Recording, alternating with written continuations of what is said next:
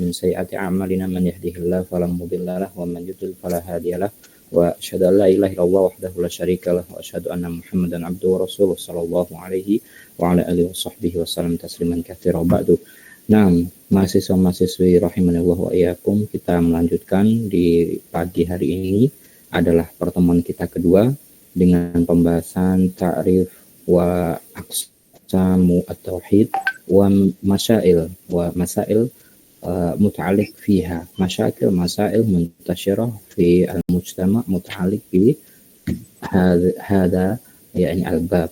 Nah, kita akan bahas tentang tauhid, pengertian, macam, kemudian perkara-perkara yang berkaitan dengannya. Di sana ada indikator tentang tauhid, kemudian ada hal yang bermanfaat bagi seorang tentang tauhid, dan permasalahan-permasalahan tentang tauhid yang pada pembahasan permulaan hari ini. Nah, silakan kelompok pertama, hadir semua sudah?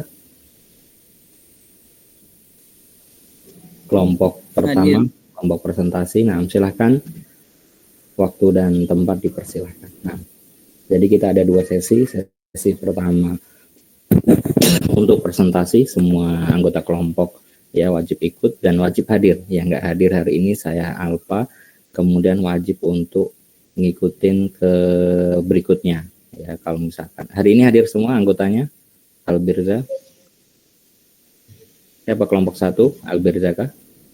Dicek dulu, Ustaz. Anak hadir, Ustaz. Hadir, alhamdulillah. Nah, ya, kelompoknya hadir semua.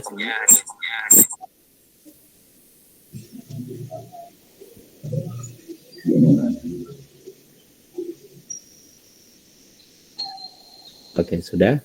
Tayyib, mempersingkat waktu, silakan untuk kelompok 1 mengambil alih. Nanti ada dua sesi. Sesi pertama untuk presentasi, selanjutnya adalah sesi diskusi ya. Diharapkan jam 8.30 lah selesai ya. Saya kasih kesempatan untuk nanti closing. Mungkin ada sedikit tambahan, mungkin seperti itu. Silakan. Kalau ya tafadhol masykurah ma'jur. Nah.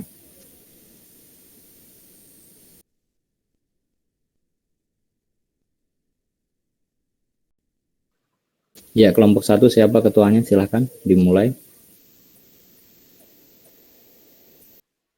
Ya, Ustaz, saya. Ya, silakan. Boleh share screen, silakan. Ya, nah, ini lagi loading.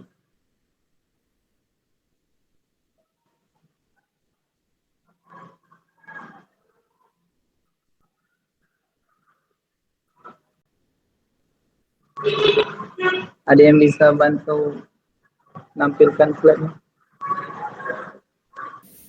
Makalah sudah dikirim ke email Ana?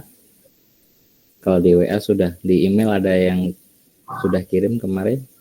Di yang pakai yang baru aja ya, yang edu ya, biar gampang dicari. Soalnya alamat email lama dipakai banyak tempat, ya suka terselip. Ya, anggota yang lain boleh membantu, silahkan, boleh menampilkan di layar. Slide.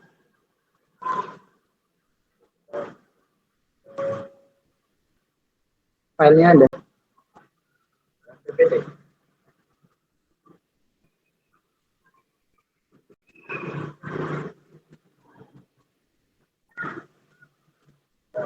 Nggak mau ngirim.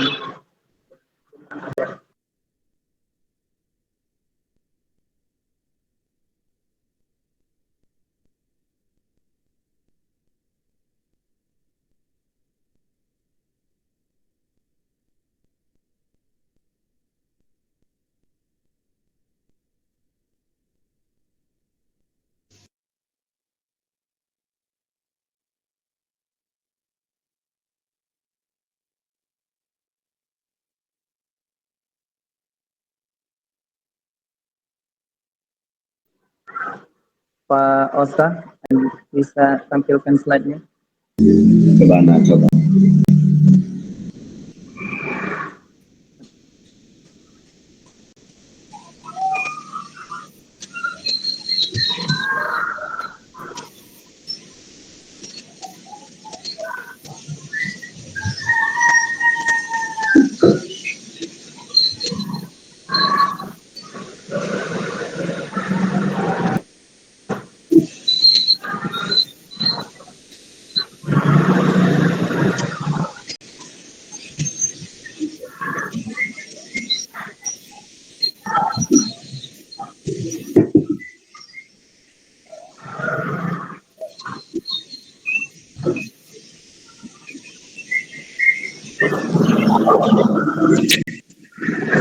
Bismillah.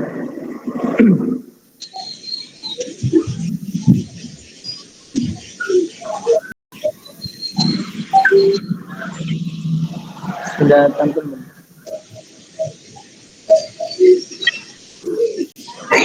Ya, sudah nampak.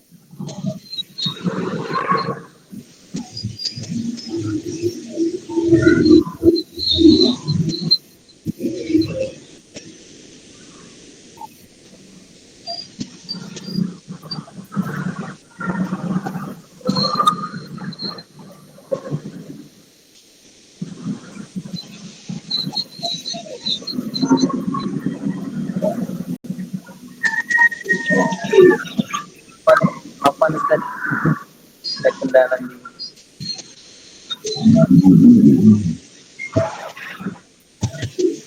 Ya, silakan. Kenapa?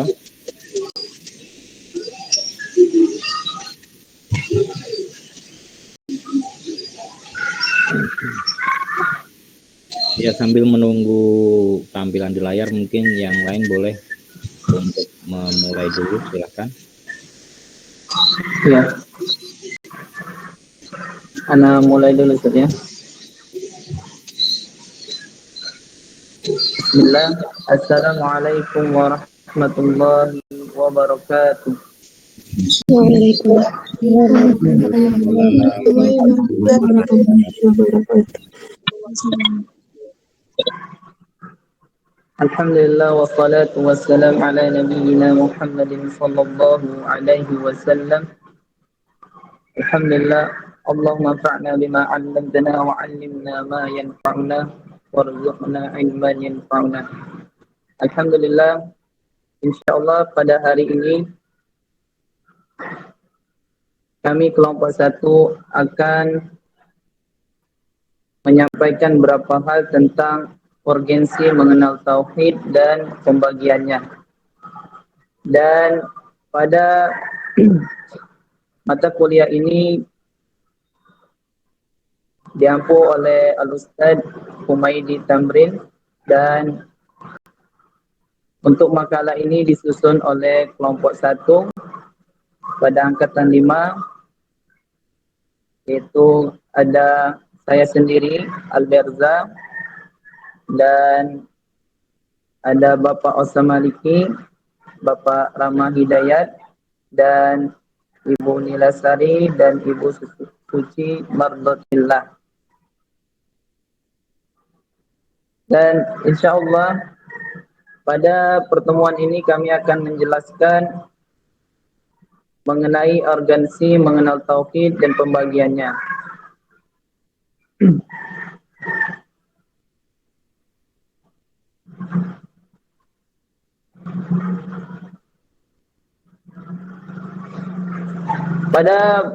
Pada pembahasan ini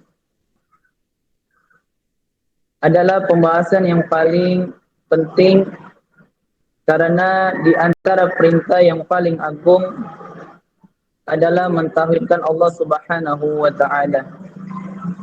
Dan di antara larangan yang paling agung adalah yang paling besar adalah menjauhi syirik. Karena hal tersebut merupakan bagian dari tujuan penciptaan manusia dan jin, dan bukan karena Allah membutuhkan kita, akan tetapi karena manusia dan jin membutuhkan Allah Subhanahu wa taala. Allah Subhanahu wa taala kabarkan di dalam Al-Qur'an, A'udzu billahi minasyaitonir rajim, wa ma khalaqatul jinna wal insa illa liya'budun. Tidaklah aku ciptakan jin dan manusia melainkan supaya mereka menyembahku, itu menyembah Allah Subhanahu wa taala. Maka Ali bin Abu Talha berkata, meriwayatkan dari Ibnu Abbas bahwasanya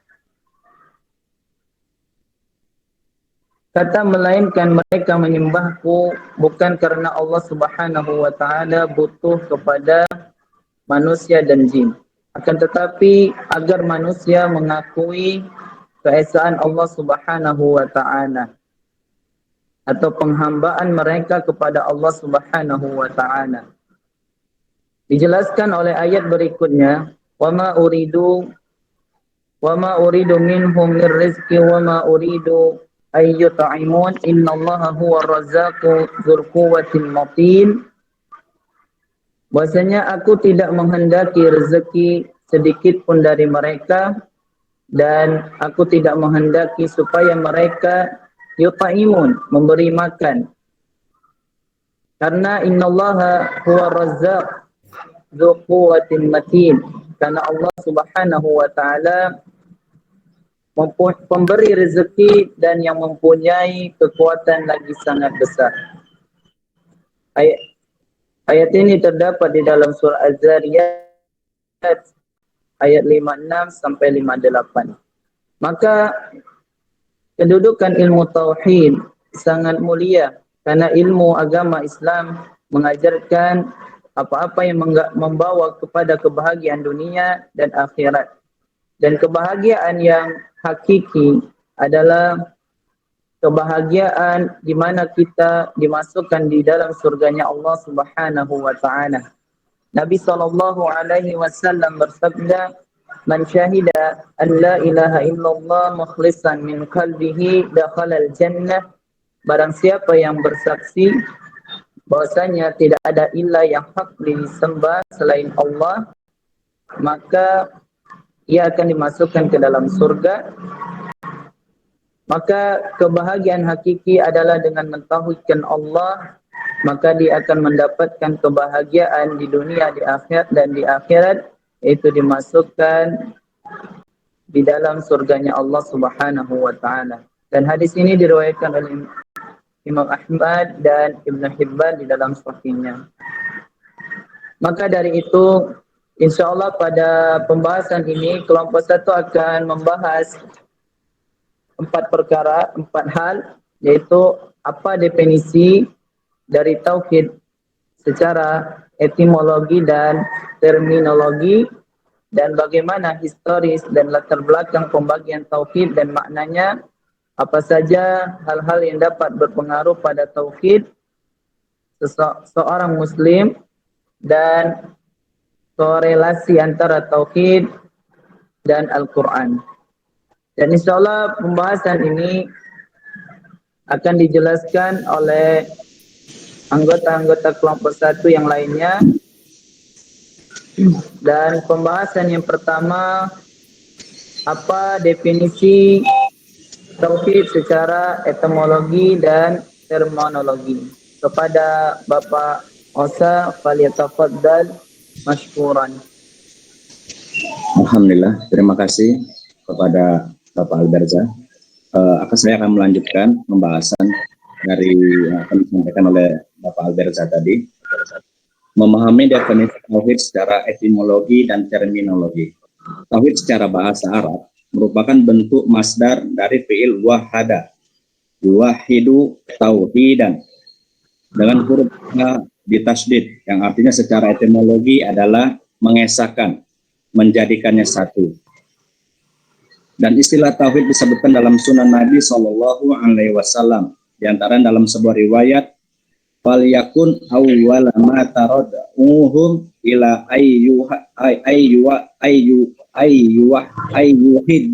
ayyuhidullah." Maka jadikanlah dakwahmu yang pertama kali kepada mereka adalah agar mereka mentauhidkan Allah. Secara terminologi, definisi tauhid adalah mengesahkan Allah dalam beribadah. Maksudnya, hendaknya kamu menyembah Allah semata dan jangan menyekutukannya dengan sesuatu pun. Jangan engkau sekutukan dia dengan nabi yang diutus, malaikat yang dekat dengan Allah, pemimpin, raja, atau siapapun dari jenis makhluk. Tapi hendaknya engkau mengesahkannya semata dalam beribadah dengan penuh cinta dan pengagungan, rasa takut dan harap. Di samping itu juga, definisi tauhid secara terminologi yang lebih umum yaitu menjadikan Allah Azza wa Jalla sebagai satu-satunya sesembahan yang benar dengan segala kekhususannya. Itu penjelasan dari definisi tauhid secara etimologi dan terminologi. Untuk selanjutnya saya serahkan kepada Bapak Alberza. Dan pembahasan yang kedua, insya Allah kita akan membahas apa pembagian tauhid itu sendiri dan latar belakang serta historis dari pembagian tauhid. Kepada Ibu Suci Mardatillah, falyatafaddali masykuran. Nah, di sini Ana akan jelaskan historis dan latar belakang pembagian tauhid. Sebagian orang menyangka bahwa pembagian tauhid menjadi 3 ini tidak memiliki dalil dari Al-Quran dan As-Sunnah, sehingga mereka pun mengingkarinya. Mereka menyangka bahwa pembagian tauhid menjadi 3 itu mengada-ngada, sehingga tidak perlu diikuti. Anggapan dan persangkaan ini keliru dan tidak tepat. Pembagian tauhid menjadi 3 tidaklah semata-mata hanya berdasarkan pendapat atau logika manusia, atau hanya berdasarkan kesepakatan sekelompok orang atau ulama saja. Akan tetapi, kesimpulan bahwa terdapat 3 jenis tauhid itu disimpulkan dari telaah dan kajian terhadap dalil-dalil dari Al-Quran atau dikenal dengan istilah istiqra. Sehingga sebagai kesimpulan, pembagian tauhid menjadi 3 itu berdasarkan atas istiqra atau penelitian dan telaah dari dalil-dalil Al-Quran, sehingga disimpulkan bahwa terdapat 3 jenis tauhid, yaitu tauhid rububiyah, tauhid uluhiyah, dan tauhid asma wa sifat. Syekh Muhammad Aman bin Ali Al-Jami rahimahullahu ta'ala berkata, dalil pembagian tauhid menjadi 3 ini disebut dengan al-istiqra. Maksud al-istiqra adalah kita menelusuri dalil-dalil dari Al-Quran dan As-Sunnah, dan kita jumpai pembicaraan tentang ketuhanan itu terbagi ke dalam 3 pembahasan. Yang kedua adalah pembagian tauhid dan maknanya. Tauhid itu ada 3 bagian. Pertama, tauhid rububiyah. Tauhid rububiyah yaitu mengesahkan Allah Ta'ala dalam penciptaan, kekuasaan, dan pengaturan. Karena bahwa Allah Ta'ala yang menciptakan segala sesuatu. Dialah yang mengatur urusan, dialah yang maha memberi dan maha menentukan atau maha menahan. Yang kedua adalah tauhid uluhiyah. Tauhid uluhiyah yaitu mengesahkan Allah Ta'ala dengan ibadah. Dengan kata lain, agar manusia tidak menyekutukan Allah dengan seorang pun, baik dengan menyembah atau mendekatkan diri kepadanya sebagaimana ia menyembah dan mendekatkan diri kepada Allah Ta'ala. Yang ketiga adalah tauhid asma wa sifat, yaitu mengesahkan Allah Ta'ala sesuai dengan nama dan sifat yang dia sandangkan sendiri kepada dirinya, baik dalam kitabnya atau melalui lisan Rasulullah Sallallahu Alaihi Wasallam.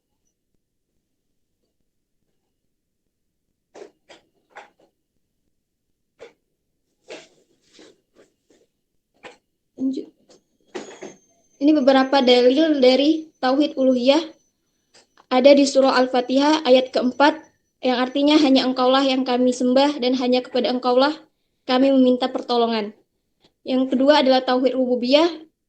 Ini salah satu dalilnya yaitu di surah Al-A'raf ayat 54. Artinya ketahuilah menciptakan dan memerintah hanyalah hak Allah, Maha Suci Allah, Rabb semesta alam.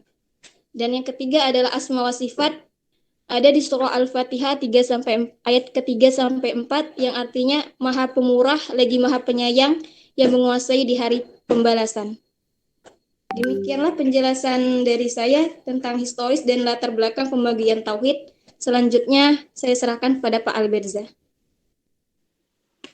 Selanjutnya kita akan membahas apa saja hal-hal yang dapat berpengaruh pada tauhid seseorang. Kepada Bapak Rahmah Hidayat, falyatafaddal masykuran.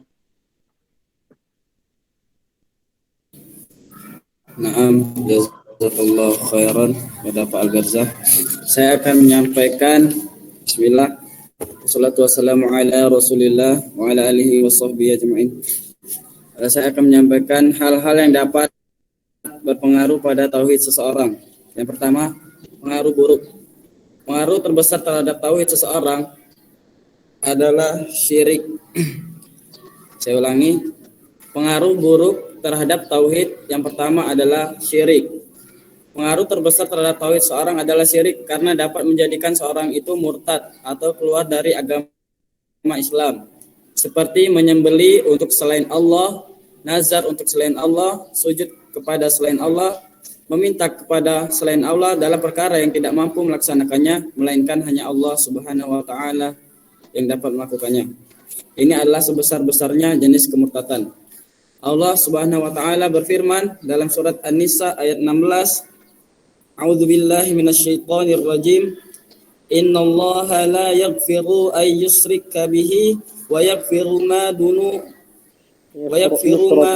dzalik liman yushrika bihi wa yaghfiru ma duna dzalik liman yasha'u man yusyrik billahi faqad iftara isman 'azima. Yang artinya sesungguhnya Allah tidak akan mengampuni dosa syirik dan mengampuni segala dosa selain syirik itu bagi siapa yang ia kehendaki. Kemudian yang kedua adalah mengolok-olok perkara agama. Memperolok terhadap yang telah Allah turunkan atau menghina sesuatu yang dibawa oleh Rasulullah Sallallahu Alaihi Wasallam, meskipun hal itu termasuk perkara-perkara yang disunahkan dan dianjurkan seperti bersiwak, memotong kumis, mencabut bulu ketiak dan memotong kuku. Dalilnya pada surat At-Taubah ayat 65 sampai 66. Yang artinya, dan jika kamu tanyakan kepada mereka tentang apa yang mereka lakukan, tentulah mereka akan menjawab, sesungguhnya kami hanya bersenda gurau dan bermain-main saja. Katakanlah, apakah terhadap Allah, ayat-ayatnya dan Rasulnya kalian berolok-olok? Tidak usah kalian minta maaf karena sungguh kalian telah kafir sudah beriman. Kemudian yang ketiga, pengaruh buruk terhadap tauhid yaitu sihir. Dan termasuk dari sihir adalah as-sarf atau memalingkan seseorang dari perkara yang disukainya.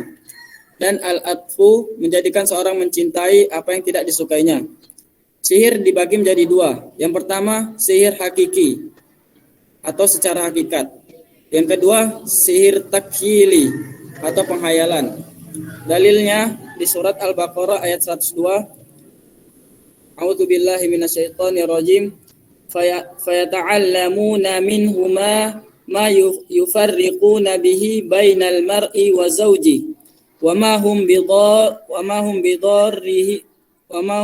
bidarrina bihi min ahadin illa biiznillah wa yata'allamuna ma yadurruhum wa la yanfa'uhum wa laqad 'alimu laman ishtarahu ma lahu fil akhirati min khalaq wala bi'sa ma syarau bihi anfusahum law kanu ya'lamun. Yang artinya mereka mempelajari dari keduanya malaikat itu apa yang dapat memisahkan antara seorang suami dan istrinya. Mereka tidak akan dapat menyelakakan seorang dengan sihirnya kecuali dengan izin Allah. Mereka mempelajari sesuatu yang mencelakakan dan tidak memberi manfaat kepada mereka, dan sungguh mereka sudah tahu barang siapa yang membeli atau menggunakan sihir itu, niscaya tidak akan mendapat keuntungan di akhirat. Dan sungguh sangatlah buruk perbuatan mereka yang menjual dirinya dengan sihir, sekiranya mereka tahu. Yang kedua adalah pengaruh baik bagi tauhid. Ada dua. Yang pertama, memahami dan mengamalkan dua kalimat syahadat dengan baik dan benar. Kita harus memahami dan mengamalkan yang baik dan benar terhadap dua kalimat syahadat, memenuhi rukun dan syaratnya, serta tidak pula menerjang larangan Allah Subhanahu wa taala berupa menyekutukannya dengan selainnya, yaitu berbuat syirik. Allah berfirman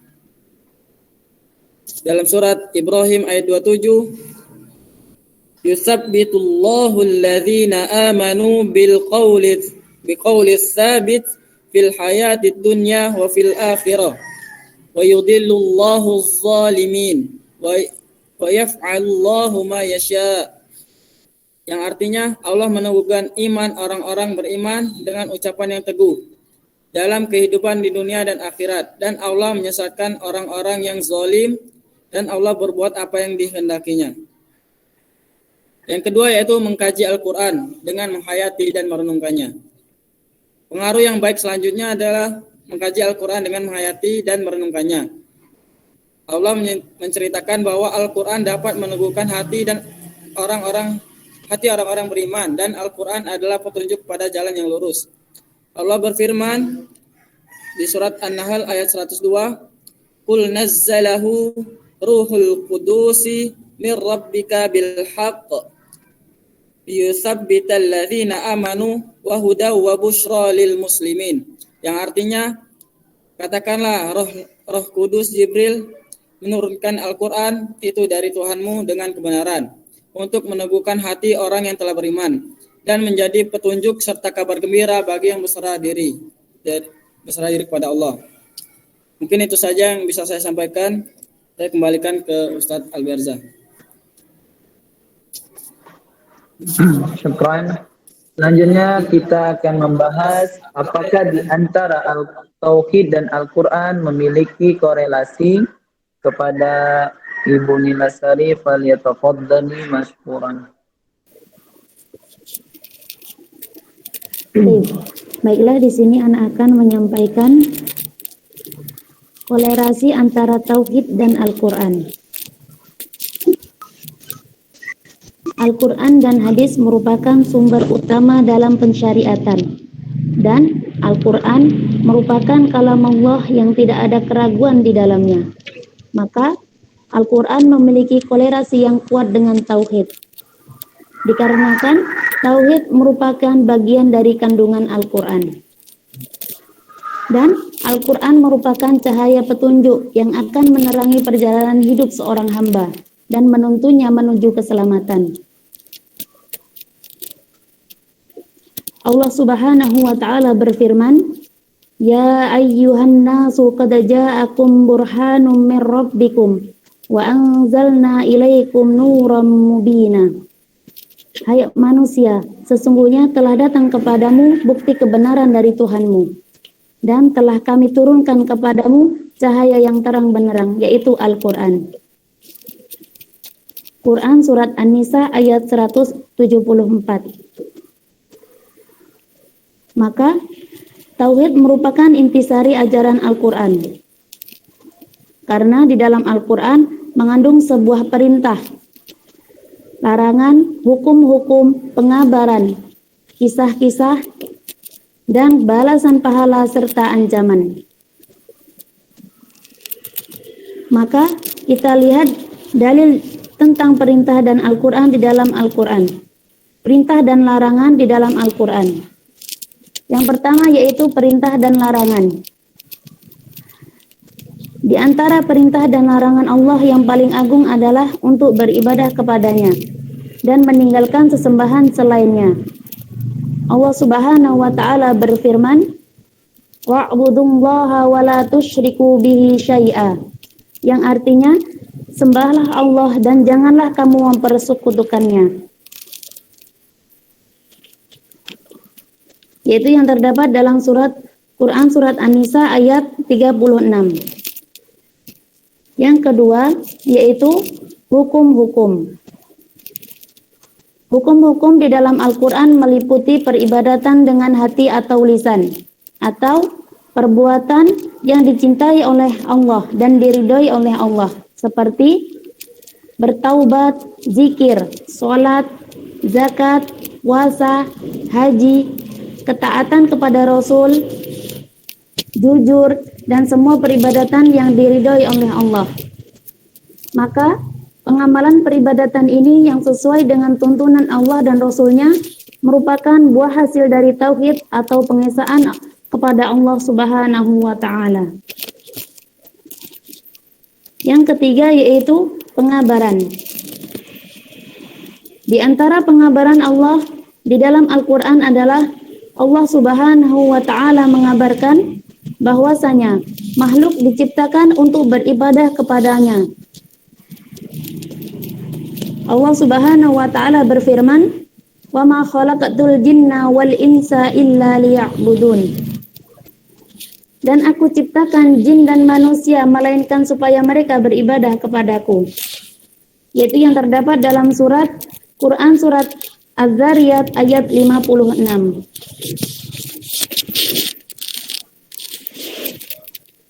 Yang keempat yaitu kisah-kisah.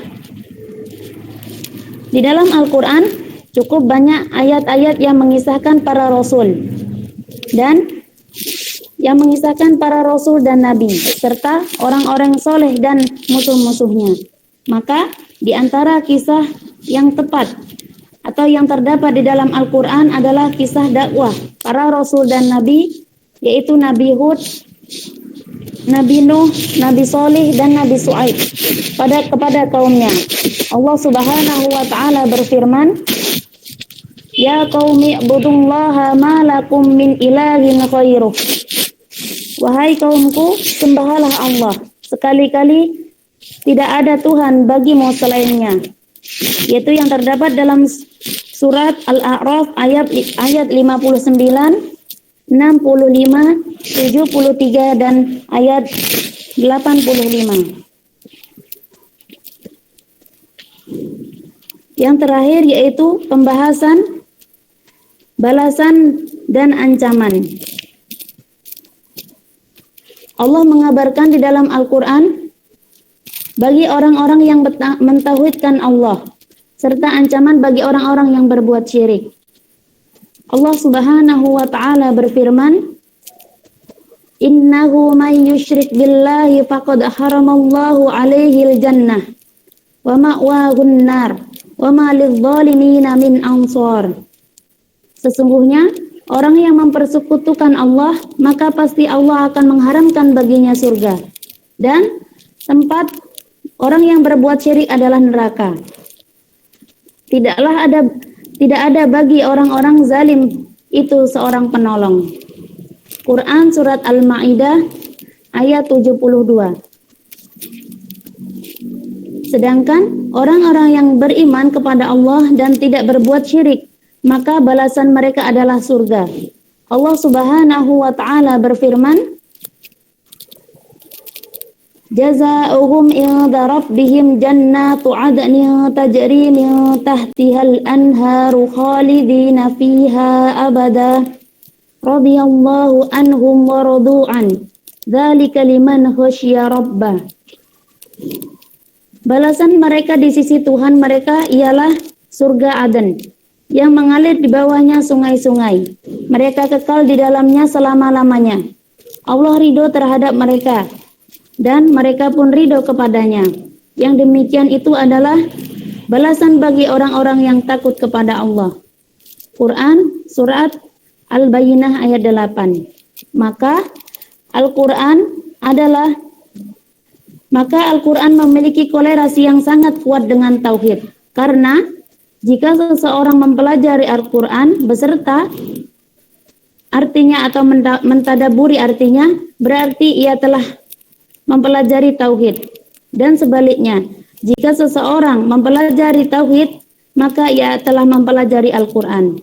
Jika tidak ada kolerasi antara tauhid dan Al-Quran, maka bisa dipastikan kesalahan atau kerusakan pada akidahnya. Sekian dari Ana kembalikan kepada Pak Alberza. Silakan. Alhamdulillah, itulah pembahasan pada kelompok 1. Ada 4 pembahasan dari apa definisi secara etimologi dan terminologi, dan pembagian dari tauhid serta historis dan latar belakangnya, dan pembahasan pengaruh yang dapat mempengaruhi tauhid, dan pembahasan terakhir tadi korelasi antara Al-Quran dan tauhid. Alhamdulillah. Dan bertauhid atau mengesahkan Allah Subhanahu wa taala atau menunggalkan dalam beribadah adalah sebesar-besar kewajiban seorang muslim kepada Allah Subhanahu wa taala di dunia ini. Karena bagaimana dalil yang telah disebutkan, tujuan utama penciptaan manusia adalah untuk beribadah kepada Allah Azza wa Jalla semata dengan tidak mensekutukannya dengan sesuatu apapun. Karena jika seorang menyimpang akidahnya atau sesat pemahamannya, maka resikonya sangat besar, yaitu dapat keluar dari agama Islam dan dikekalkan di dalam api neraka. Dan agar tauhid tersebut menjadi benar dan tidak menyimpang, maka dibutuhkan ilmu yang benar pula. Maka urgensi dalam mengenal tauhid dan pembagiannya merupakan urgensi yang sangat besar di dalam mempelajarinya, karena tauhid perlu kita pelajari, kita kenal, dan kita merealisasikannya di dalam kehidupan di dunia serta mendakwakannya kepada orang-orang di sekitar kita, karena para rasul diperintahkan untuk menyerukan pengikhlasan dalam peribadatan dan menjauhi perbuatan syirik. Dan seseorang jika memiliki tauhid yang benar, maka dia akan mendapatkan kebahagiaan di dunia dan di akhirat, yaitu kebahagiaan yang hakiki. Maka itu kita berdoa kepada Allah Subhanahu wa taala, Rabbana atina fid dunya hasanah wa fil akhirati hasanah wa qina adzabannar. Dan di dalam Al-Qur'an disebutkan doa ini di dalam surah Al-Baqarah, bahasanya di antara mereka ada orang-orang yang berdoa, itu ya Rabb kami, berikanlah kami kebaikan di dunia dan kebaikan di akhirat. Dan tidak ada kebaikan di dunia dan di akhirat melainkan kebahagiaan bersama tauhid, yaitu mengenal serta berkeyakinan dengan tauhid yang benar, karena dia akan menghantarkan kepada kebahagiaan yang hakiki. Dan peliharalah kami dari siksa neraka, dan tidak ada yang bisa menghindari dari siksa neraka melainkan seseorang mengikhlaskan peribadatan kepada Allah Subhanahu wa taala. Jika dia mensekutukan Allah, maka siksa neraka akan menantinya di akhirat kelak. Dan Allah Subhanahu wa taala menyebutkan mereka itulah orang-orang yang mendapat bagian dari amal yang mereka usahakan, dan Allah sangat cepat perhitungannya. Maka urgensi mengenal tauhid dan pembagiannya agar tauhid tersebut menjadi benar dan tidak menyimpang, dibutuhkan ilmu yang benar. Karena ilmu adalah sesuatu yang sangat penting. Al-ilmu qabla al-qawli wal amal. Seseorang pasti akan berkata dan beramal. Maka ilmu sangat dibutuhkan untuk membenarkan perkataan dan tidak untuk menjadikan perkataan kita benar dan amal kita benar, serta keyakinan kita benar. Maka urgensi mengenal tauhid dan pembagiannya adalah sesuatu yang sangat urgensi, karena merupakan bagian dari tujuan penciptaan kita. Maka dengan mengenal urgensi, dengan mengenal tauhid dan pembagian tauhid, kita akan mengetahui tujuan penciptaan kita, dan dia akan menjadi sebab syarat masuk surga, yaitu tauhid akan menjadi syarat seseorang untuk masuk surga, dihapuskan dosanya dan mendapatkan ketenangan di dunia dan di akhirat, karena dia merupakan sebab kebahagiaan di dunia dan di akhirat. Dan seseorang yang bertauhid akan diberikan keamanan oleh Allah Subhanahu wa taala di dunia dan akhirat, dan mendapatkan syafaat oleh Allah Subhanahu wa taala. Mungkin ini saja pembahasan dari kami kelompok 1. Lebih dan kurangnya pastilah banyak kesalahan pada pembahasan ini, karena kami hanyalah manusia biasa, ya. Kullu bani Adam khata'un wa khairu khata'in at-tawwabun. Seluruh Bani Adam itu memiliki kesalahan, dan tidak ada kebenaran melainkan dari Allah Subhanahu wa taala dan Rasulnya. Mungkin ini saja. salawat dan serta salam kepada Nabi kita Muhammadin sallallahu alaihi wasallam. Akhiru da'wana walhamdulillahi rabbil alamin. Kepada Al-Ustadz Humaidi. Ya, Masya Allah ya. Di sini udah nampak semua. Udah di luar sudah jadi mudir, jadi dai, ya udah kelihatan semua. Oke. Sesi berikutnya masih sesi dengan kelompok 1, yaitu sesi diskusi. Silahkan yang mau bertanya nanti akan ditanggapi oleh para pemakalah. Kemudian kalau ada yang mau disanggah misalkan, silahkan nanti ditanggapi oleh para pemakalah juga. Nah, silahkan, baik dari teknis penulisan, dari makalahnya atau dari kontennya, silahkan. Nah, waktu dipersilahkan sampai 30 menit ke depan.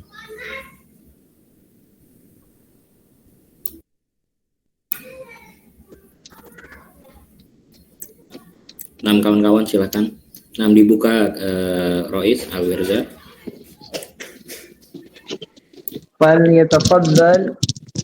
Falyatafaddalu ya ikhwan wa akhwati fillah.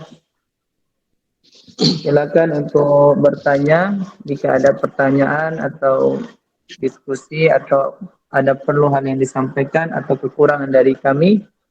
Falyatafaddalu. Bismillah, perkenalkan nama Ana Ubaidillah dari Serang. Pertama, insya Allah Ana hanya akan mengkoreksi sedikit mungkin di bagian penulisan di bagian 2 pembagian tauhid dan maknanya. Di paragraf yang kedua, pembagian tauhid yang kedua di tauhid uluhiyah, yaitu mengesahkan Allah Jalla Jalaluh dengan ibadah, dengan kata lain agar manusia tidak menyekutukan Allah dengan seorang pun. Menurut Ana kalimat seorang pun itu kurang tepat gitu ya, karena kalau seorang pun dia fokusnya hanya kepada manusia saja gitu, tapi kalau tauhid kan kita wajib mengesahkan Allah dan tidak menyekutukan dengan sesuatu apapun. Itu mungkin menurut anak. Ya, jadi kalau hanya dengan seorang, kita fokusnya orang itu kan taunya kita manusia gitu. Sementara kalau sesuatu apapun, kita tidak diperbolehkan berbuat syirik kepada sesuatu apapun selain ya. Kita wajib mentauhidkan Allah dan tidak menyekutukan dengan sesuatu apapun, baik itu manusia, binatang. Karena di luar sana orang-orang banyak yang berbuat syirik tidak hanya kepada manusia saja gitu. Mereka menyembah apapun gitu. Mungkin kalimatnya diperbaiki jadi bukan tidak menyekutukan Allah dengan seorang pun, tetapi dengan sesuatu apapun gitu. Tapi itu saja mungkin. Jazakallah khairan. Masya Allah. Syukran jazakallahu khairan jazak. Insyaallah kami perbaiki. Ada tanggapan lagi yang lain?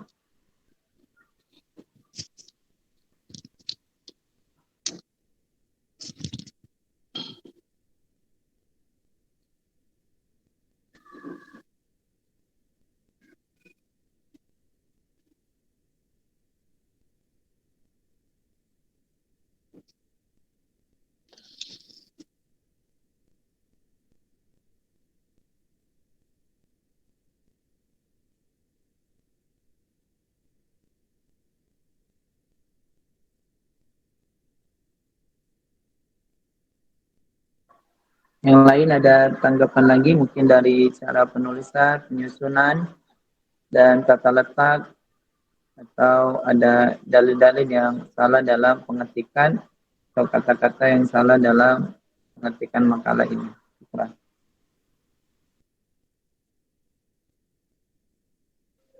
Karena setiap nasihat yang diberikan antum kepada kami itu merupakan kebaikan yang kami harus berterima kasih, karena kami bisa mengetahui apa yang kurang dari apa yang kami kerjakan.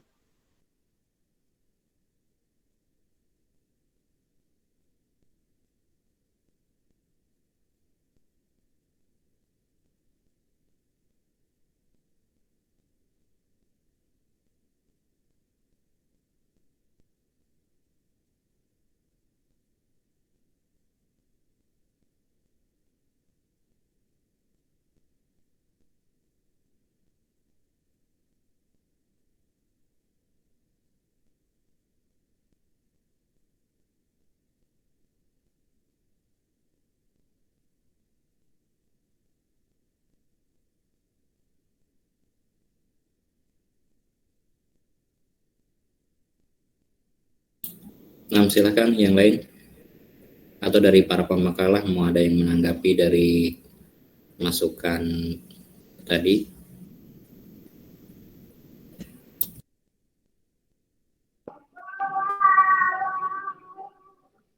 Bismillah. Assalamualaikum warahmatullahi wabarakatuh. Waalaikumsalam warahmatullahi wabarakatuh. Mengenalkan anak hadir ini Abu Sabil dari Kalimantan Barat.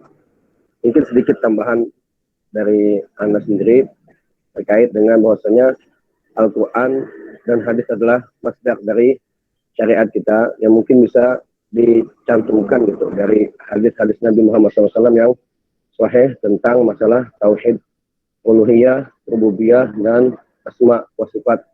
Kemudian Anda ingat mungkin salah satu perkataan Ibnu Taimiyah mengatakan bahwasanya Al-Quran dari awal sampai terakhir adalah berbicara tentang perkara tauhid. Mungkin bisa dicantumkan nanti, mungkin di korelasi antara Al-Quran dan antara tauhid dengan Al-Quran seperti itu.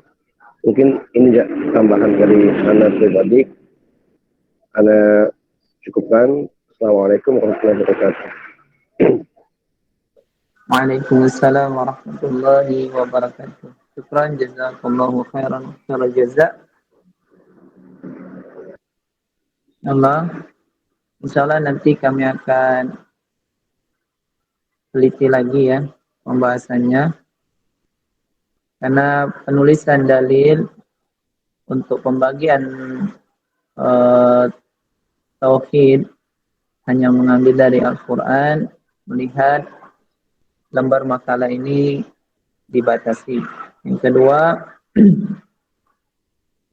untuk masalah korelasi antara Al-Quran dan tauhid itu merupakan dari awal sampai akhir merupakan tauhid, sudah kami cantumkan tapi dengan bahasa yang berbeda. Maka tauhid merupakan inti dari ajaran Al-Quran, karena di dalam Al-Quran mengandung tauhid itu sendiri. Ini ada tambahan lagi dari anggota yang lain. Saya izin bertanya. Izin menambahkan izin menambah. Ya, na'am. Falyatafaddal ya. Pertama, itu ada masih kurang di hadis yang bilang di secara pengertian tauhid secara etimologi yang tadi. Itu ada yang kurang sedikit sih. Falyakun awwalu ma tad'uuhum ilaihi ya. Di sana ada ilaihi. Di sini saya lihat di PPT-nya masih kurang sih. Ila anyu. Tapi wallahu alam saya setahunya seperti itu maksudnya. Falyakun awwalu ma tad'uuhum ilaihi. Karena kalau secara makna juga kalau kita bilang ila kita bingung ya. Kemudian yang kedua, ingin sekedar masukan, kan kita ini semua para calon dai juga kan. Ya. Tentang pembagian tauhid. Ada baiknya kalau kita masing-masing diberikan contoh gitu. Satu atau dua contoh gitu agar orang juga bisa paham. Maksudnya seperti apa sih? Misalkan ketika kita bilang mengesahkan Allah dalam penciptaan kekuasaan, tapi contohnya seperti apa itu kan orang awam terkadang akan bingung kalau hanya sekedar definisi. Ada baiknya seperti itu diberikan contoh, mungkin contoh dalam kehidupan kesehari-hari juga, keseharian kita juga bisa. Kemudian saya ingin bertanya juga ini tentang masalah pembagian tauhid. saya ingin bertanya, bagaimana sih posisi kita atau gimana kita menanggapi kalau atau seperti kita dapati para ulama kan mengatakan ada juga yang membagi tauhid menjadi 4, yang di sana ditambahkan al-mutaba'ah, dan tapi ada juga yang membagi menjadi 2. Nah, gimana tanggapan kita kalau kita seandainya ditanya suatu saat, kan ada ulama yang mengatakan tauhid itu dibagi menjadi 2. Itu aja yang saya bisa tanyakan. Dan saya lupa tadi, Afwan. Saya Kahfi ya. Saya Kahfi. Barakallahu fikum. Assalamualaikum warahmatullahi wabarakatuh. Masya Allah, Allah yubarik fik. Insyaallah yang pertama tadi tentang hadis ya, hadis bagian tauhid. Insyaallah hadis ini faliyakun awwala ma tad'uhum ila an yuwahhidullah. Karena dalam hadis sendiri kan terkadang memiliki ada jalur-jalur, mungkin nanti akan dicek, mungkin ada kesalahan pengertian atau memang ada 2 lafaz yang berbeda. Insyaallah nanti akan kami cek. Ini tanggapan dari Anda dulu, nanti anggota yang lain akan menambahi. Yang kedua tadi masalah contoh ya, mohon ditambahkan contoh pada pembagian tauhid atau penjelasannya. Ya memang di sini ada kekurangan dari kami sendiri, itu tidak memberikan contoh. Maka sebenarnya harus kami berikan contoh di dalam kitab Khud Aqidatika min Kitab wa Sunnah As-Sahihah, itu dijelaskan juga sebenarnya bagaimana contohnya. Syekh menjawab tauhidu bi af'al, maksudnya rububiyah adalah tauhiduhu bi af'alihi kal khalqi, yaitu seperti penciptaan. Kita diciptakan ini, itulah contoh dari tauhid rububiyah. Diturunkannya hujan, siapa yang menurunkan? Siapa yang menciptakan kita? Tauhid uluhiyah itu mengesahkan Allah, wa ifraduhu ya, ifraduhu bi ibadah, ifraduhu bi ibadah, wa ifraduhu bi ibadah, maksudnya mengesahkan Allah. Contohnya peribadatan yang disyariatkan oleh Allah Subhanahu wa taala, seperti doa, wal dzabah, seperti penyembelihan, dan semua jenis dari peribadatan dari hamba kepada Allah Subhanahu wa taala yang sesuai dengan syariat Islam. Adapun al-asma wa sifat, ini contohnya adalah seperti pada lafaz pada surah Al-Fatihah saja, Bismillahirrahmanirrahim, itu Ar-Rahmanirrahim. Ar-Rahman itu Dzul Rahmah Al-Wasi'ah dan Dzul Rahmah Wasilah. Itu Allah memiliki sifat dan nama, itu sifat rahmah secara wasi'ah dan wasilah, dan Allah memiliki Ar-Rahman dan Ar-Rahim. Dan sifat Allah Subhanahu wa taala adalah apa-apa yang isbat ma wasafallahu fi nafsihi fi kitabih, ma wasafahullahu nafsahu fi kitabihi wa wasafahu rasuluhu fi ahadisihi, yaitu apa-apa yang disifatkan oleh Allah Subhanahu wa taala di dalam kitabnya, yaitu Al-Qur'an, dan apa-apa yang disifatkan dan disebutkan nama-nama Allah di dalam hadis Nabi Shallallahu alaihi wasallam. Mungkin itu saja. Dan yang terakhir tadi, aku lupa apa yang terakhir tadi. Izin Ustaz, Bapak Alberza, saya menambahkan. Anggota lain bisa menambahkan. Ya. Alhamdulillah, terima kasih kepada Ustaz Al-Kahfi atas penyampaian tentang terminologi secara bahasa dari etimologi dari tauhid tadi. Yang Ustaz sampaikan tadi itu adalah riwayat dari Ad-Darqutni dalam sunannya nomor 2059 yang berbunyi fal yakun awwalama tad'uhum ilaihi tauhidullahi, gitu. Adapun yang kami tulis di dalam makalah ini adalah hadis riwayat Imam Bukhari nomor 7372 yang berbunyi falyakun awwalama tad'uhum ila ayyuhidullah. Ada dua riwayat mengenai ini yang memiliki artinya kurang lebih sama. Mungkin itu tambahan dari saya Pak Alberza mengenai apa yang disampaikan Ustadz Al-Kahfi tadi.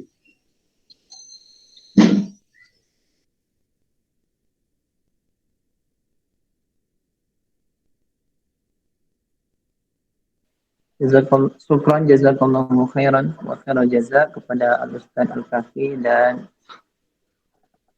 Pak Osan sebagai penambahannya. Mungkin ada yang bisa menambahkan lagi atau bertanya. Nah, yang pertanyaan terakhir tadi, bagaimana kita menanggapi jika ada orang yang para ulama yang mengatakan pembagian tauhid ada dua. Sebenarnya sebenarnya bukan ulama sih. Kalau itu kan udah jelas ulama ada yang mengatakan 2, ada yang menjadi 3 dan 4. Maksud saya, bagaimana kalau nanti orang awam itu bertanya kepada kita, kan dia mempelajarinya dapatnya 2, ada yang pelajari dapatnya 4. Nah, gimana kita bisa menanggapi itu semua dan gimana kita jelasin gitu. Barakallahu. Nah, anggota yang lain ada yang bisa menjawab? Jadi untuk menanggapi hal ini pastilah dari setiap kita berbeda-beda ya dalam menanggapinya. Dan tapi ada metode-metode pada masing-masing kita, karena ini merupakan keyakinan dan merupakan etikad ya dalam ilmu yang kita pelajari.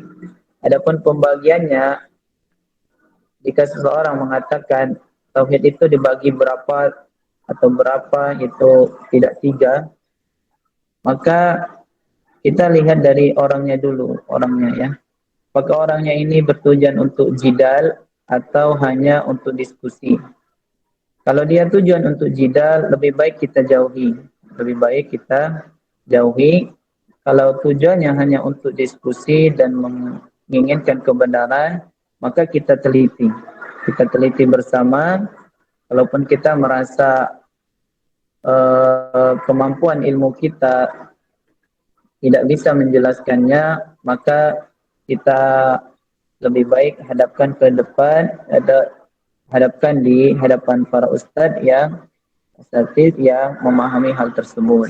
Dan pembagian tauhid menjadi 3, kita pelajari lagi bagaimana, kenapa harus dibagi 3 gitu. Dan pembagian tauhid menjadi 3 merupakan metode para ulama untuk memahamkan manusia bahwasanya tauhid itu ada 3 hal yang sangat penting yang perlu dipahami dari tauhid itu sendiri.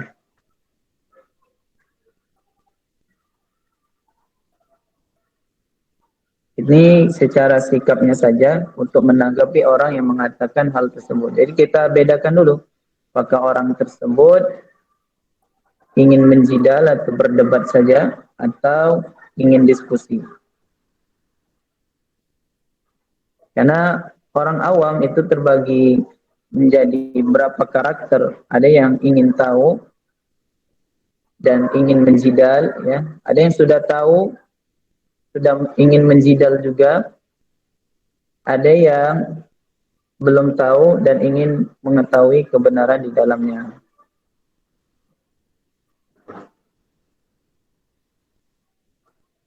Ini itu saja tanggapan dari saya. Ada yang bisa menanggapi lagi? Ada pertanyaan? Aku mau menambahkan pertanyaan yang tadi mengenai contoh. Ya. Nah, di sini kan tadi kan judul dari makalahnya kan urgensi mengenal tauhid dan pembagiannya. Mungkin bisa dijelaskan ya, karena kan di sini kan ada yang kita mengambil prodi PAI atau PAUD yang insya Allah nanti kedepannya akan menjadi guru atau memang yang sudah menjadi guru, mungkin bisa dijelaskan bagaimana contoh-contoh yang bisa kita gunakan untuk menjelaskan kepada murid-murid kita nanti, atau sharing apa yang sudah pernah yang sudah menjadi guru, bagaimana cara menjelaskannya, contoh-contoh mengenalkan tauhid ini kepada anak-anak usia sekolah gitu.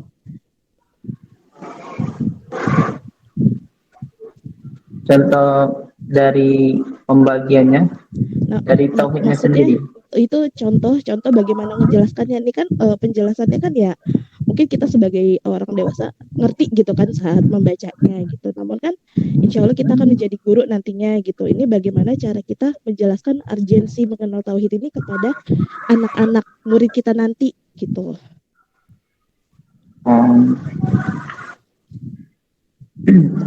Ada yang bisa menanggapi anggota lain?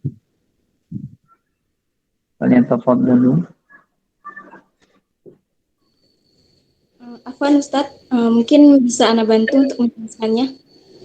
Ya, kalian telepon dulu. Untuk pembagian tauhid, kalau untuk menjelaskan ke anak-anak ya biasanya, kalau kami biasanya misalnya dari tauhid rububiyah. Tauhid rububiyah itu adalah kita mengenal Allah dalam penciptaan, kekuasaan, dan pengaturan. Kita bisa ajak anak-anak misalnya ke alam atau ke sebuah alam terbuka. Nanti kita bisa lihat, oh di sini ada pohon. Siapa yang ciptakan pohon? Nah, yang ciptakan pohon adalah Allah. Nanti anak-anak akan tahu bahwa yang ciptakan pohon, yang ciptakan dunia. Nanti bisa kita ajak cerita bahwa yang ciptakan mobil, yang menciptakan dunia, menciptakan pohon, menciptakan tanaman, itu semua adalah Allah. Yang menumbuhkan tanaman itu juga Allah, karena Allah yang berkuasa atas segala makhluk yang hidup di bumi ini. Itu bisa kita jelaskan bahwa itu namanya adalah tauhid rububiyah. Kita percaya bahwa Allah yang menciptakan dan menumbuhkan tanaman-tanaman yang kita lihat. Kalau untuk tauhid uluhiyah, kita bisa ajak anak-anak untuk ibadah, misalnya sholat, wudhu, atau puasa. Nah, di sini kita bisa jelaskan, kita bisa tanamkan tauhid kepada anak-anak. Kita tanyakan, kita sholat untuk siapa? Kita puasa untuk siapa? Nah, anak-anak kita akan arahkan bahwa kita sholat untuk Allah. Kita puasa untuk Allah. Tidak boleh kepada selain Allah. Siapapun itu, baik kepada nabi ataupun malaikat sekalipun, kita tidak boleh serahkan ibadah kita kepada selain Allah. Nah, jadi nanti untuk anak-anak setiap kita akan mengajak dia sholat, maka tanyakan, kita sholat untuk siapa? Kita puasa untuk siapa? Nanti anak-anak akan tahu tauhid uluhiyah, dan kita jelaskan bahwa itu adalah tauhid uluhiyah, yaitu mengesahkan Allah dalam beribadah kepadanya. Dan untuk tauhid asma wa sifat, kita juga ajarkan anak-anak untuk mengenal nama-nama dan sifat Allah. Kita tanyakan bahwa Allah itu maha penyayang, karena ada banyak di dalam surah-surah Al-Quran. Seperti kita ajarkan dia surah Al-Fatihah, dari Bismillahirrahmanirrahim saja, itu sudah artinya yang maha penyayang lagi maha pengasih. Jadi nama Allah itu maha penyayang. Jadi kita pun sebagai manusia juga menjadi manusia yang penyayang. Bisa sayang kepada hewan, sayang kepada tumbuh-tumbuhan. Nah, di situ kita ajarkan bahwa nama Allah yang pertama itu adalah maha penyayang. Dan untuk sifat-sifat dan nama-nama Allah lainnya bisa kita ajarkan dan kita kaitkan dengan pembelajaran yang akan kita bawakan kepada anak-anak. Mungkin itu tanggapan dari saya. Saya serahkan lagi ke Ustaz Alberza. Falyatafaddal, yang lain ada yang bisa menambahkan? Anggota yang lain bisa menambahkan tanggapannya. Al-Akh Rama, ada tambahan? Pak Osa dan Ibu Nila? Tidak ada, Ustaz. Ya, begitulah cara mengajarkan tauhid kepada anak-anak ya.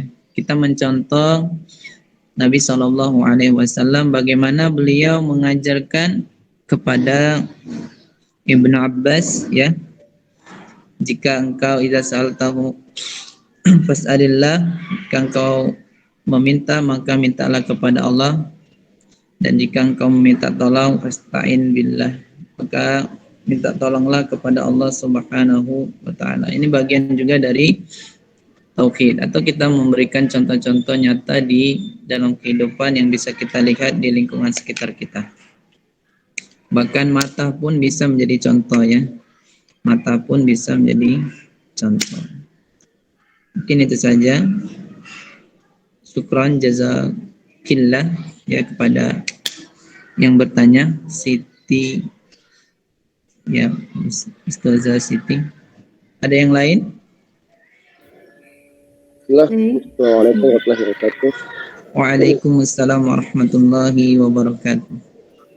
Mungkin sedikit tambahan dari pertanyaan Kahfi mungkin tadi ya, tentang pembagian tauhid atau bagaimana bantahan ketika orang bertanya tentang masalah tauhid gitu. Nah, ini pernah dengar dan mungkin salah satu Ustaz Salaf mengisi kajian, beliau mengatakan bahwasanya pembagian tauhid ini sebenarnya banyak. Cuman kemudian ditelaah lagi oleh para ulama, dan akhirnya poin besar dari tauhid tersebut itu poin besarnya terdapat 3 poin gitu. Jadi salah satunya adalah rububiyah, uluhiyah, dan asma wa sifat itunya. Itu wallahu a'lam bishawab. Ini mungkin dari anak sendiri dari sedikit ilmu. Biar kita ketika mau bilang bukan untuk membantah, walaupun niatnya untuk membantah, cuma ada masalah kita kasih ilmu, paham gitu, bahwasanya ya semua tauhid itu banyak sebenarnya gitu pembagiannya. Cuman ulama mutolaah meneliti bahwasanya pembagian inti dari pembagian yang khilaf di situ adalah yang banyak adalah dari 3 pembagian tauhid. Allahu a'lam bishawab. Assalamualaikum. Masya Allah. Syukran. Allahu yabarak. Izin Bang Ahi Alberza. Naam. Sebenarnya saya tadi itu saya bertanya bukan mengenai khilafnya sih, bukan. Saya nggak bertanya tentang bagaimana pendapat ulama, kalau itu udah jelas kan, kita udah apalagi kita pelajari tauhid di kitab banyak lah itu disebutkan. Tapi maksud saya, kita kan sebagai pendidik, sebagai seorang dai gitu, bagaimana suatu saat nanti, maksud saya suatu hari nanti ada yang bertanya, atau dari orang awam atau dari murid kita sendiri misalkan, seandainya dia bertanya, bagaimana sih kok ada yang mengatakan 2 itu, gimana kan kita sebagai pendidik itu gimana menjelaskannya. Nah itu maksud saya, bukan masalah khilaf-khilafnya sih. Tapi tadi bagus juga sih yang antum bilang, kalau orang awam bertanya tujuannya untuk debat, ya kita tinggalin diskusi. Kalau tujuannya untuk diskusi, kita teliti, itu bagus. Tapi maksudnya seperti yang dikatakan oleh Akhi Hadni tadi itu, saya nggak bertanya tentang ini sih, tentang khilaf bainal ulamanya, enggak. Iya. Karena kita juga kan bukan tujuan awalnya. Tujuan kita sebagai pendidik aja. Dan barakallah. Mungkin ada yang bisa menambahkan. Jadi dari pertanyaan Kahfi tadi, Kahfi, bahwasanya bagaimana cara menjawab ya, sehingga mereka itu tahu bahwasanya pembagian ini ada khilaf, akan tetapi yang menjadi kesepakatan ulama akidah adalah 3, dan ini merupakan inti dari pembagian tersebut. Nah, bagaimana mereka ini menjelaskan kepada mereka yang bimbang ini tadi? Ya, kita kembali kepada tujuan utama ya. Kembali kepada tujuan utama untuk mengenalkan tauhid itu ya, yaitu mengesahkan Allah Subhanahu wa taala. Walaupun seseorang tidak mengetahui tauhid itu dibagi 3, tapi dia berkeyakinan bahwasanya jika dia meminta hanya kepada Allah dengan berdoa, salat, dengan beribadah dan menyembah hanya kepada Allah, dan seseorang meyakini bahwasanya yang menciptakan dia itu adalah Allah, dan dia meyakini nama-nama yang ada di dalam Al-Quran dan di As-Sunnah adalah sabat tetap yang ditetapkan oleh Allah Subhanahu wa taala, yaitu di dalam hadis-hadis yang sahih, tanpa dia takwil atau tamsil dan semisalnya, merupakan sesuatu yang sudah sabat, maka ini tujuan utama dari dari memahamkan seseorang tersebut. Jika dia anak kecil, maka cukup saja kita jelaskan pembahasan intinya saja. Apa itu tauhid, ya. Adapun pembagian tersebut tujuannya adalah mengenalkan tauhid itu sendiri, penyembahan dan mengenal Allah itu sendiri. Jika anak kecil yang bertanya, maka kita hindari dalam menjelaskan secara detail, karena dia akan lemah di situ, akan menimbulkan efek-efek yang buruk yang tidak bisa kita kira. Adapun jika dia orang awam pun kita ajarkan intinya saja dan tujuannya saja. Adapun pembagiannya kita hindari debat di sana, karena nanti malah menyelisihi dan tidak bisa menerima kebenaran tersebut. Mungkin itu saja tambahan dari anak. Ada tambahan dari yang lain? Jamil, barakallahu fiik.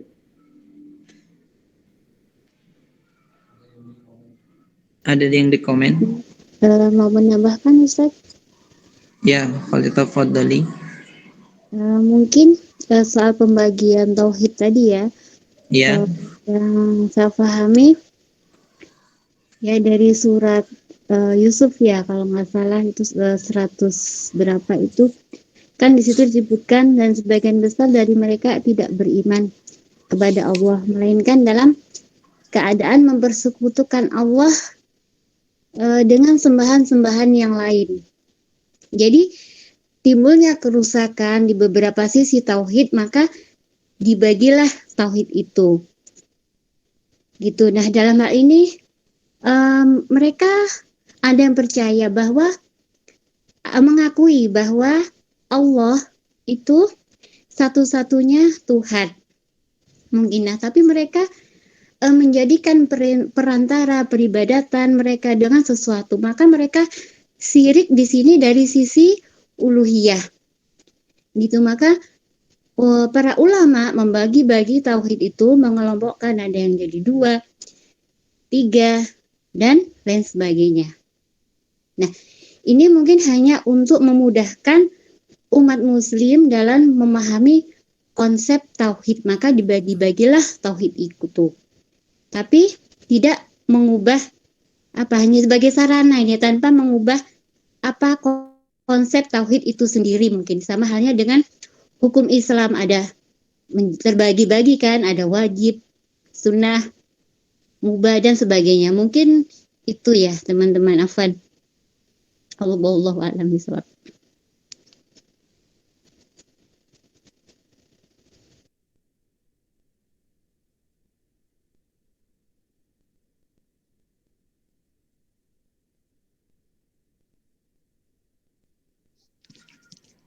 Syukran jazakillahu khairan kepada siapa tadi?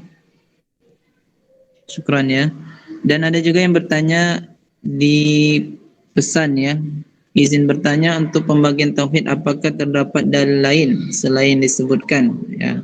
Pasti ada ya, pasti ya, ada kan sudah kami jelaskan juga ya oleh Ibu Nila tadi, bahwasanya Al-Quran memiliki korelasi yang sangat kuat di dalam membahas tauhid, dan merupakan inti Al-Quran adalah tauhid dan akidah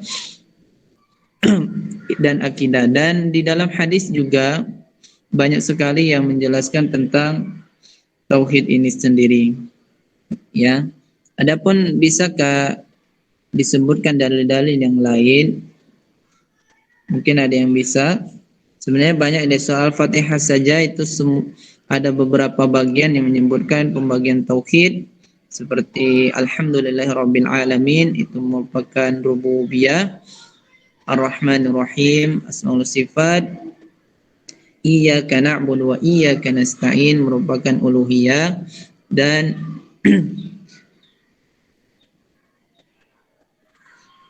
Di dalam surat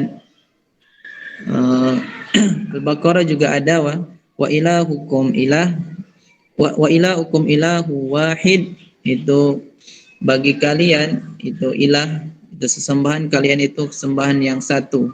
La ilaha illallah, la ilaha illa huwa rahman ar-rahim. Itu tidak ada ilah sesembahan kecuali Dia, yaitu Ar-Rahman Ar-Rahim. Di sini disebutkan juga bahwasanya tauhid uluhiyah dan disebutkan juga asma wa sifat. Dan banyak juga ya dalil-dalil yang lain, mungkin jika dibahas dan harus disebutkan mungkin para ustadz yang lain lebih mumpuni dalam penyebutan dalil tersebut. Hanya saja kami menyebutkan dalil-dalil untuk penjelasan intinya saja. Bismillah, izin bertanya, bagaimana tanggapan antum tentang subhat bahwasanya pembagian tauhid menjadi 3 macam adalah serupa dengan ajaran Trinitas? Nah, serupa dengan ajaran Trinitas. Maka kita pertama adalah subhat ini datangnya dari orang mana ya?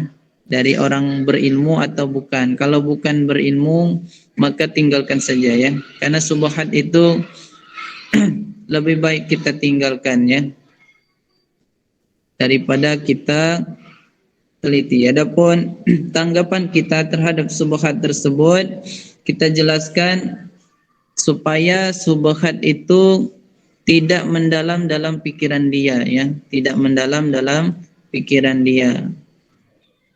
Kita jelaskan secara rabbaniyun dan hikmah, bagaimana cara kita menjelaskannya pastilah berbeda-beda.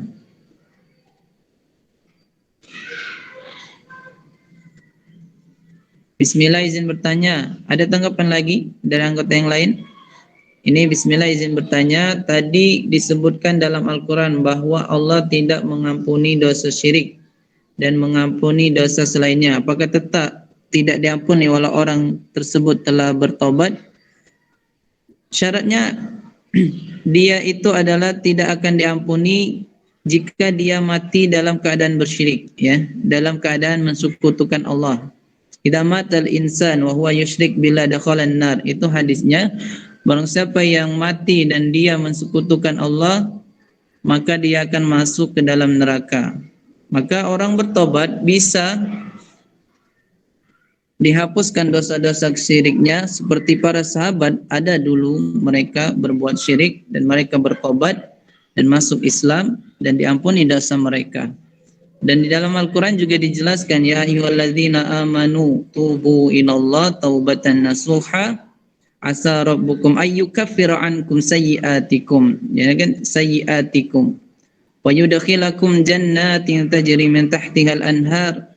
Itu wahai orang-orang yang beriman, bertaubatlah kepada Allah dengan taubat nasuha, maka akan diampunkan dosa-dosa kalian, akan dihapuskan keburukan-keburukan kalian. Maka bisa apakah tetap tidak diampuni? Ya tidak ya. Jika dia bertobat. Jika dia tidak bertobat sebelum mati atau sakratul maut, bertobat ketika sakratul maut, maka dia bisa dipastikan sesuai dalil akan dimasukkan di dalam nerakanya Allah Subhanahu wa taala. Akan tetapi kita tidak bisa memastikan bahwasanya dia di neraka kecuali sudah jelas kesyirikannya di hadapan kita. Selanjutnya, bismillah, ulama membagi tauhid menjadi 3, tauhid rububiyah, uluhiyah, tauhid asma Allah dan sifat-sifatnya. Pembagian ini adalah sarana, bukan tujuan, karena ada orang yang tidak tahu pembagian ini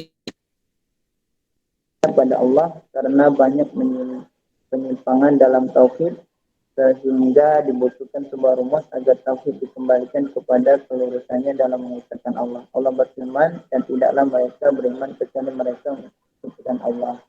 Quran kepada Nur Faiza telah menambahkan, ada tanggapan dari anggota yang lain tentang pertanyaan dan tanggapan yang lain? Ya, pembahasan kita urgensi tentang mengenal tauhid dan pembagiannya, itu untuk menghindari hal-hal tersebut tadi yang disebutkan oleh oleh Nur Faiza ya. Itu tujuannya supaya kita terhindar dari sesuatu yang salah sehingga menyesatkan diri kita dan kita menyesatkan orang-orang lain. Maka urgensi sangat penting ya dalam mengenal tauhid itu sendiri dan pembagiannya. Karena itu merupakan dari metode untuk memudahkan kita dalam memahami tauhid itu sendiri. Mungkin ada tanggapan dari yang lain? Ya, kita cukupkan ya. Bisa ditutup dulu Alberta, nanti saya tambahkan untuk closing.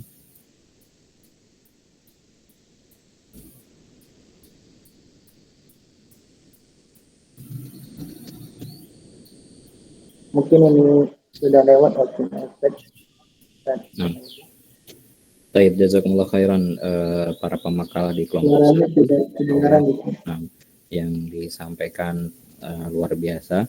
Jazakumullah khairan juga pada ikhwan semua yang bisa atas atensinya. Jadi, nah,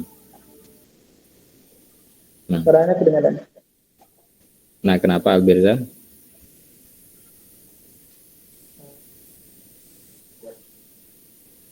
Kenapa? Oke.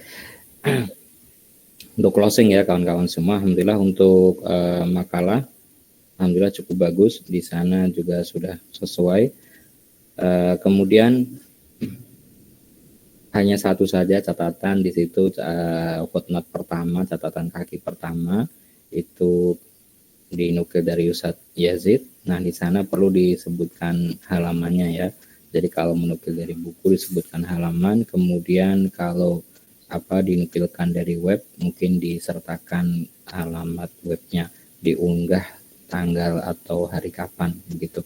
Nah, kemudian untuk terakhir itu daftar pustaka sudah bagus juga. Nah, untuk mengambil dari internet, dari web, itu alamat webnya sudah lengkap juga, itu dicantumkan di paling bawah biasanya. Jadi semuanya dari makalah, jurnal, buku dan seterusnya yang paling bawah adalah alamat web. Alhamdulillah sudah bagus. Tadi ada pertanyaan-pertanyaan juga semua sudah mewakili, alhamdulillah. Nah, izin sedikit tambahkan ya, share screen ya.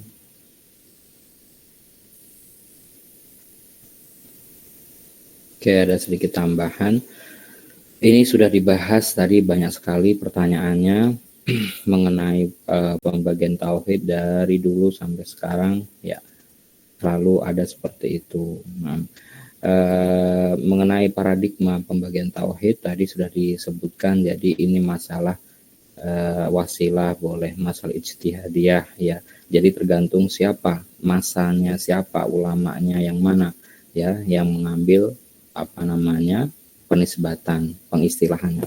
Oke, kawan-kawan suaranya bisa terdengar jelas? Bisa Ustaz. Jelas Ustaz.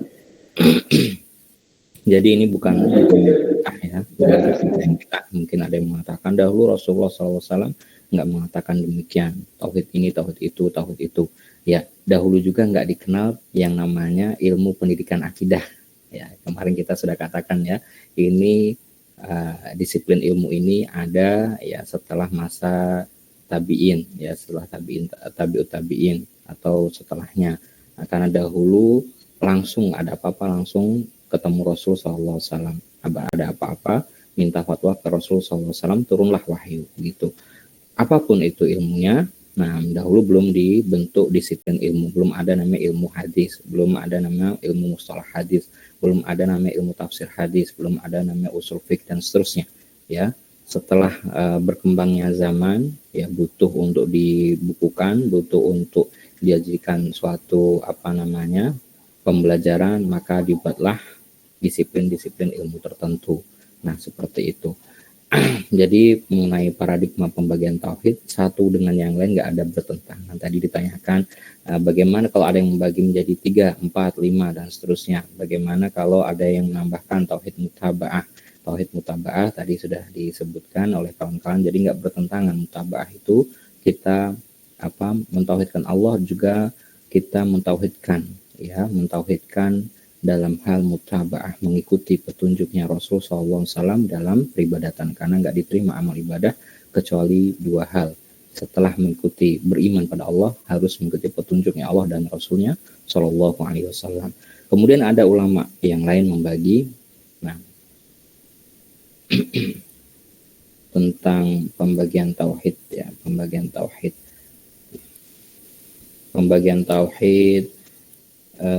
konvensional klasik, ya, kemudian yang belakangan. Pembagian tauhid sebenarnya bisa kita akurkan, ya bisa kita akurkan.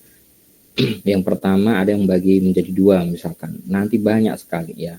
Ini adalah pendapat klasik, ya, pendapat dahulu seperti Imam Abu Hanifah dan yang lainnya, ya, masa-masa dahulu dibagi menjadi dua. Ada yang menamakan, ya, pertama dilihat dari mana sisi sudut pandang mana dulu. Kalau ditinjau dari kewajiban seorang hamba, maka ada yang bagi menjadi dua, tauhid ma'rifah wa isbat. Ma'rifah mengetahui, isbat menetapkan, ya. Itu sebenarnya intinya adalah tauhid asma wa sifat dan rububiyah. Jadi nggak ada masalah, ya, nggak ada masalah. Kemudian tolab wa qasad, tolab itu tentang perintah, qasad tentang keyakinan. Jadi perintah dan keyakinan maksudnya adalah tauhid uluhiyah.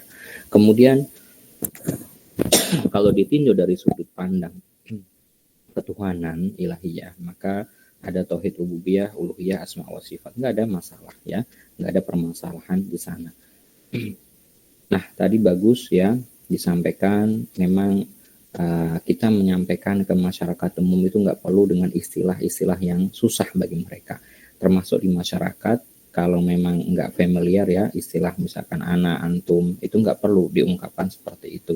Cukup, ya, tergantung daerahnya masing-masing. Mungkin di Kalimantan dengan Medan berbeda, di Sulawesi dengan di di Jawa berbeda, di Sunda dengan di Jakarta berbeda, dan seterusnya. Jadi nggak perlu menyebutkan istilah ana, antum, nggak perlu kalau memang nggak dipahami oleh masyarakat. Kata Ali bin Abi Thalib, apakah kalian ingin, ya, membuat fitnah dengan membuat atau mengatakan istilah-istilah yang nggak bisa dipahami oleh masyarakat? Maka perlu, ya, untuk arif, untuk bijak dalam menyampaikan, untuk arif, untuk bijak dalam berdakwah, seperti itu. Nah, tadi bagus. Jadi kita berdakwah itu menyampaikan esensinya, menyampaikan intinya.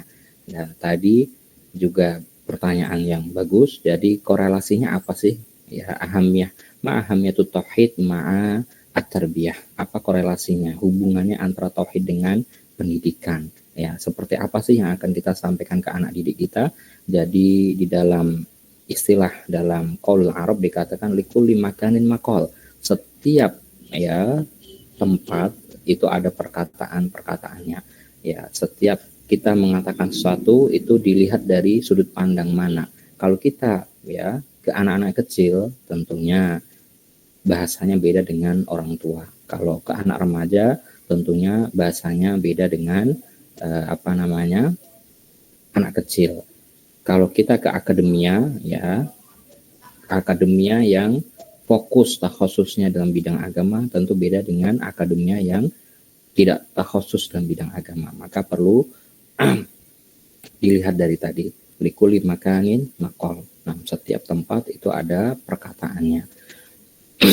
Kemudian kawan-kawan bisa memadupadankan, bisa mengkorelasikan antara dakwah, ya, dengan teori-teori pendidikan. Loh, teori pendidikan itu dari barat semua, Sat. Ya, terus antum mau gimana lagi, ya?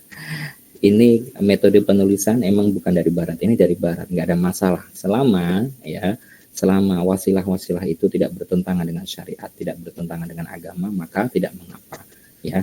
HP segala macam yang kita punya ini, ya, rata-rata punya orang kafir, ya.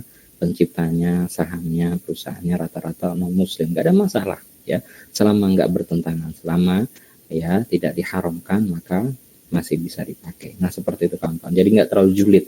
Ada kadang mahasiswa seperti itu, saat ini kan teorinya. Nah, termasuk tadi teori yang disampaikan oleh ibu guru kita mengenai bagaimana sih menyampaikan ke anak didik kita. Kalau anak TK, PAUD, ya, anak TK, anak SD, kita sampaikan teori pendidikannya, saya lupa itu. Ya, jadi teori visual, teori visual. Ya, teori visual itu kita ajak anak didik kita, anak TK PAUD, kita ajak bagus tadi, kita ajak keluar, kita ke taman, sekolah atau halaman sekolah, atau kita ajak jalan ya. Dan ini namanya pembelajaran merdeka. Saya sangat setuju sekali. Dahulu sebelum Mas Menteri menggulirkan hal semacam ini, sebenarnya jauh-jauh dari Rasulullah, betul. Rasulullah SAW sudah mengajarkan pendidikan merdeka. Jadi guru dan pendidik itu beda. Dosen dengan pendidik itu beda. Guru, dosen itu profesi, ya. Mungkin lebih sempitnya mereka hanya terfokus pada silabus, ya, terfokus pada silabus, rencana pembelajaran semester, sudah menyampaikan materi hilang, atau sudah nggak ada urusan, kamu mau di rumah gimana, seterusnya nggak ada urusan. Tapi kalau seorang pendidik, mendidik itu dimanapun, kapanpun, waktunya, keadaannya di mana, dia tetap mendidik. Tidak terbatas pada ruang dan waktu, itulah pendidik. Nah, maka Rasulullah SAW mendidik ya Anas bin Malik, ya gulam samillah wa kul biyaminik wa kul mimma yalik. Nah, wahai anak kecil, ketika Anas bin Malik masih membantu Rasulullah SAW dan usianya masih sangat belia, dia makan mengacak-acak ya. Kemudian Rasul menyampaikan adab makan itu seperti apa sih? Seperti ini nak, ya gulam, ya diajari langsung di depannya dengan lemah lembut, ya gulam samillah, kalau mau makan cuci tangan yang bersih, kemudian samillah ya. Wakul biyaminik, makan dengan tangan kanan, wakul mimma yalik, makan yang ada di dekatmu, di sisimu, jangan dikoyak-koyak kemana-mana. Nah, itu kalau makanannya satu jenis. Kalau banyak jenis ya boleh kita putar ya, kita putar nampaknya, atau ada meja putar boleh. Nah, seperti itu kawan-kawan. Nah, tadi korelasinya bisa direlevansikan dengan pendidikan akidah ke anak didik kita. Jadi kita ajak mereka keluar, ya, kita ajak mereka ya bisa langsung dipahami. Itulah anak-anak. Nggak bisa anak-anak kita yang misalkan antum ngisi daurah liburan ya, sebentar lagi ini Ramadan, ngisi daurah Ramadan misalkan penguatan akidah di bulan Ramadan. Ke anak-anak dijelaskan tauhid itu adalah mengimani Allah Subhanahu wa taala. Tauhid dibagi 1 2 3 4 5, pusing anak-anak, enggak paham ya. Kita ajak mereka keluar, enak ya. Kita ajak misalkan kajiannya di puncak misalkan. Ya kita ajak anak-anak keluar. Nah, udaranya enak. Bagus. Kalian lihat ini apa? Ini pohon. Tadi bagus. Yang menciptakan siapa? Kok bisa ada pohon? Ya pasti ada yang menanam. Nah, kok bisa ditanam? Ya, siapa yang menanam? Nah, maka kita katakan yang menanam ini. Siapa yang menciptakan ini? Yang menciptakan semuanya, manusia dan seterusnya, pohon adalah Allah Subhanahu wa taala. Nah, seterusnya. Begitu kawan-kawan. Nanti banyak sekali pembagian tauhid. Nah, intinya kita sampaikan esensinya, intinya saja. Jadi masyarakat nggak perlu, nggak harus hafal istilahnya ini tauhid rububiyah, nggak perlu. Yang penting kita sampaikan, Bapak Ibu, bahwasanya bulan Ramadan memupuk keimanan kita kepada Allah Subhanahu wa taala. Kalau kita ya mengimani, kita percaya Allah itu ada, maka harus dilaksanakan, harus implementasi, ijawantakan ya, harus dibuktikan cintanya kita, keimanan pada Allah Subhanahu wa taala lewat apa? Salat Bapak Ibu. Kemudian di bulan Ramadan ini wajib puasa. Nah, itu adalah tauhid uluhiyah. Nah, asma wa sifat nanti ya dijelaskan ya, seperti itu. Kemudian tadi apa ya, saya lupa. Ini kalau ada tanya, ada nggak sih dalil yang lain menjelaskan tentang? Banyak sekali. Tadi dikatakan ya korelasi Al-Quran dengan tauhid, semua isinya tentang tauhid. Nah, saya contohkan ada satu ayat yang isi kandungannya semua menceritakan tentang ketiga macam tauhid. Dalam surat Maryam ayat 65, Rabbus samawati wal ard wa ma bainahuma, adalah Tuhanmu, adalah Tuhan Allah Subhanahu wa taala yang menguasai langit, bumi, dan di antara keduanya. Antara langit dan bumi itu ya, bumi, langit punya lapisan-lapisan. Kalau antum semua belajar geografi ya, di sana ada lapisan bumi, ada sfer itu yang hidrosfer, astrosfer dan seterusnya. Langit pun punya ya, udara punya lapisan atmosfer dan segala macamnya. Nah, dan masing-masing lapisan ada penghuninya. Nah, itu baru bumi, belum planet-planet yang lain. Ini namanya rububiyah. Rububiyah itu berarti tentang fi'liyah Allah Subhanahu wa taala, tentang amalan, perbuatan Allah Subhanahu wa taala. Allah menciptakan, mematikan, beri rezeki, itu namanya rububiyah. Fa'budhu, konsekuensinya ini ya. Ulama mengatakan seorang yang mengimani Allah harus dibuktikan. Konsekuensinya adalah dengan beribadah padanya. Kalau hanya mengatakan di lisannya saja atau hatinya sudah berserah diri tapi nggak sholat, nggak zakat, nggak puasa dan seterusnya, maka bohong cintanya dan nggak mencukupi hal itu. Lihatlah iblis ya, ketika disuruh sujud penghormatan pada Adam alaihissalam nggak mau, sombong. Saya lebih mulia, saya lebih tinggi derajatnya daripada Adam. Dia dari tanah, saya dari api. Maka api lebih tinggi dong harusnya. Kemudian Allah mengusirnya. Apa yang dikatakan iblis? Rabbi bima khalaqtu, Rabbi alladzi khalaqtu biyadaik. Nah, atau semacam di surat Al-A'raf ya, kawan-kawan yang hafid Quran ya, di surat Al-A'raf disebutkan wahai Tuhanku yang telah menciptakan aku dengan kedua tangan Engkau. Intinya seperti itu.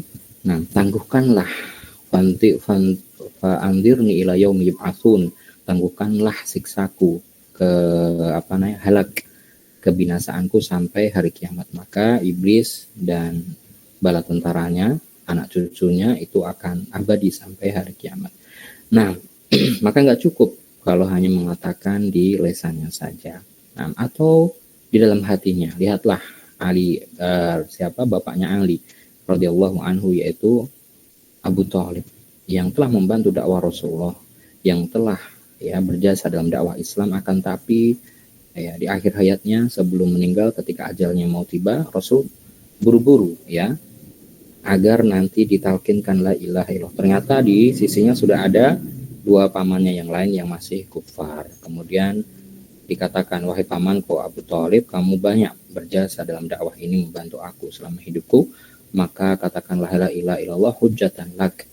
Nah, hujjatan lak. Nah, maka akan menjadi hujjah bagi engkau, menjadi syafaat bagi engkau di hari kiamat kelak, dan di akhirat kelak engkau dihapuskan siksa oleh Allah Subhanahu wa taala. Tapi menengok kanan kiri, gengsi dikatakan oleh dua pamannya tadi yang masih kafir, apa kamu menolak agama Abdul Muthalib di atas agama nenek moyang? Maka di akhir hayatnya Abu Thalib mengatakan, wa ana ala millati Abdul Muthalib, saya berada di atas agamanya Abdul Muthalib. Maka nggak berguna kalau cuman KTP-nya saja atau imannya dalam hati saja, harus diwujudkan dalam bentuk ibadah. Wastabir ibadati, agar para hamba-hamba ini, makhluk-makhluknya ketika di dunia itu sabar dalam beribadah. Selalu ada ujian azan akan diuji, apapun itu, sholat diuji kamu sholat kok begini memakai hijab diuji, kamu kok pakai hijab kayak pakai mukena, kamu itu pakai hijab kok nutup semua, kelihatan matanya doang, bahkan sebagian ada bentuk niqab atau burqa yang